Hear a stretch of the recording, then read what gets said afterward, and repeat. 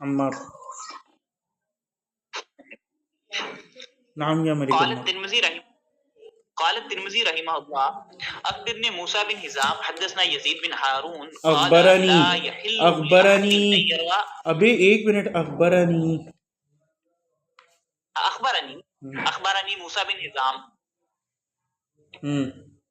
اقرا حدثنا يزيد بن هارون قال لا يحل لأحد أن يروى عن سليمان بن عمر النخعي الكوفي. امام ترمذی رحمہ اللہ کہتے ہیں کہ مجھے موسیٰ بن حسام نے خبر دی، انہوں نے یزید بن ہارون سے کہ انہوں نے کہا کہ کسی کے لیے جائز نہیں کہ وہ روایت کرے سلمان بن عمرو النقی الکوفی سے. نام سليمان هذا هو أبو داود النخعي وهو مشهور بالكذب وودع الحديث وقال أحمد كان كذابا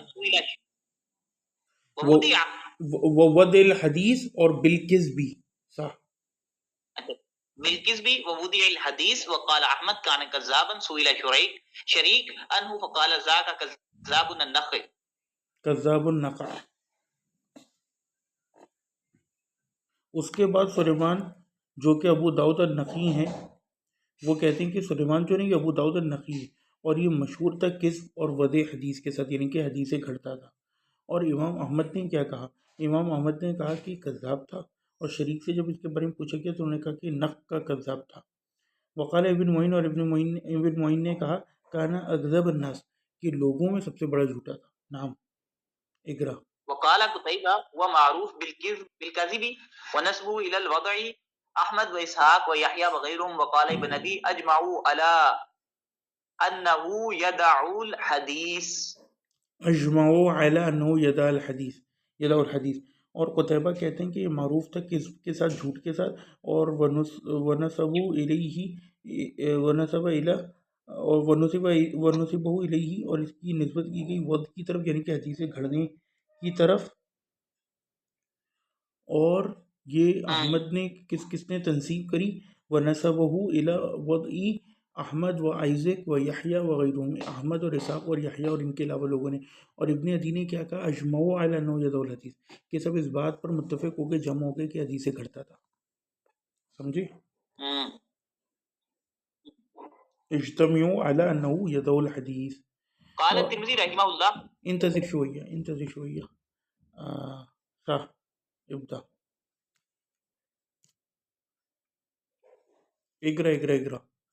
قال الترمذی، امام ترمذی کہتے ہیں حدثنا محمود بن غیلان حدثنا ابو یحییٰ الحمانی سمعت ابا حنیفہ یقول. امام ترمذی کہتے ہیں کہ ہم سے بیان کیا محمود بن غیلان نے، اور ہم ان سے بیان کیا یحییٰ الحمانی نے، اور انہوں نے کہا کہ میں نے سنا ابو حنیفہ کو کہہ رہے تھے ما رأیت احدا اکذب من جابر الجعفی، کہ میں نے کسی کو اس سے زیادہ جھوٹ بولتے ہوئے اکذب جھوٹا نہیں دیکھا کسی کو جو کہ جابر الجعفی ہو. ولا افضل من عطاء ابن ابی رباح، اور نہ عطاء ابن ابی رباح سے زیادہ میں نے کسی کو افضل دیکھا. نام سمیت الجارود یقول سمیت وقیعا یقول لولا جابر الجوفی لکان اہل الکوفہ بغیر حدیث ولولا حماد لکان اہل الکوفہ بغیر فقہ. ڈاکٹری ویسے ضعیف قول ہے، یہاں وقیع نے غلو کیا. وہ کہتے ہیں حاضر یوجد فی بعض النسخ ولا یوجد فی بعض، کہ بعض نسخوں میں پائے جاتے بعض میں نہیں پائے جاتا. اور وہ قول کیا ہے؟ سمیت الجارود، کہ میں نے جارود کو سنا کہ وقیع کو میں نے سنا وہ کیا کہہ رہے تھے کہ اگر جابر الجوفی نہیں ہوتا تو لکانا اہل الکوفہ بغیر حدیث، تو اہل کوفہ بغیر حدیث کے رہ جاتے. ولولا حماد لکانا اہل الکوفہ بغیر فقہ، اور اگر حماد نہیں ہوتے تو اہل کوفہ بغیر فقہ کے رہ جاتے. وجابر الجوفی قد سبق ذکرہ مستوفن فی ابواب الاحسان، اور جابر الجوفی کا مستوفن یعنی پورا حق ادا کرنے کے ساتھ، مکمل طور پر، مکمل تفصیل کے ساتھ، پورا حق ادا کرنے کے ساتھ ابواب الاحزاب میں ذکر گزر چکا ہے. لیکن اب کیا کریں، ہمارے پاس سے وہ مفقود ہو گئی کتاب، تو نحنو بدونی، اب ہم اس کے بغیر ہیں. وما ذکر وکیع غلو غیر مقبول، اور وکیع نے جو کچھ ذکر کیا وہ یہ غلو پر آدھارت بات ہے اور غیر مقبول ہے. فإن ابو عیزق والعامش، تو ابو اسحاق کہاں پر ہیں اور عامش وغیرہ، سمجھے؟ اور ومنصور وغیر من اہل الثقہ والصدق والامانہ، جو کہ اہل ثقہ اور صدق اور امانت میں سے تھے. وَأَيْنَ ابراہیم وغیر من اہل الفقہ والعلم، اور اہل فقہ میں سے اور علم میں سے ابراہیم کا ہے، واسقاط هذا من الکتاب اولا، اور ایسے بندے کا کتاب سے سقوط کر دینا، گرا دینا زیادہ بہتر ہے، مع ان الترمذی قد ذکر فی غیر هذا الموضع من کتابہ ایضا، اور ساتھ اس کے کہ امام ترمذی نے بھی مختلف جگہوں پر اس کتاب میں اس کا ذکر کیا ہے۔ وآخر دعوانا ان الحمد للہ رب العالمین۔ مت تاریخ اليوم 18، التاریخ ہوا 18۔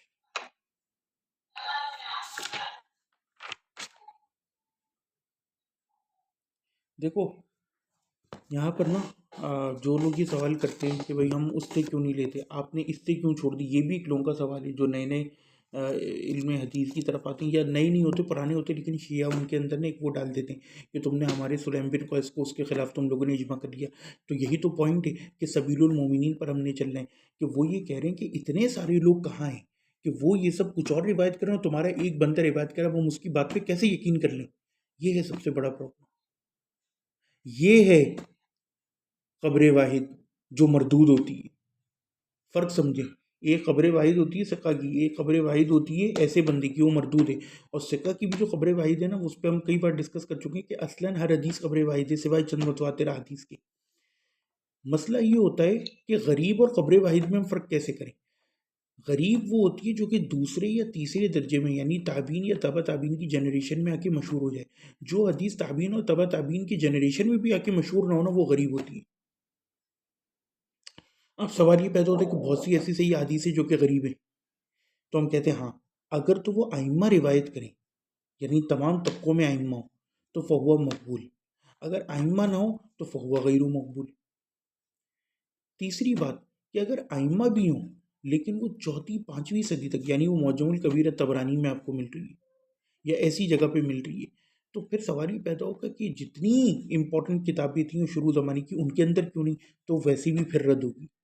ہاں اگر شروع کے مصنف ابن عبد الرزاق، مصنف ابن شیبہ، موطا امام مالک، بخاری، مسلم، ان کے اندر اگر ہمیں مل جائے ائمہ سے کوئی روایت متفرد غریب اور تمام ائمہ و سند میں، تو وہ پھر ہم قبول کر سکتے ہیں، یہاں تک کہ اسے بھی قرائن کے آدھار پر اگر رد کیا جائے نا، تو اس سے کلیتاً حدیث کا رد نہیں ہوتا۔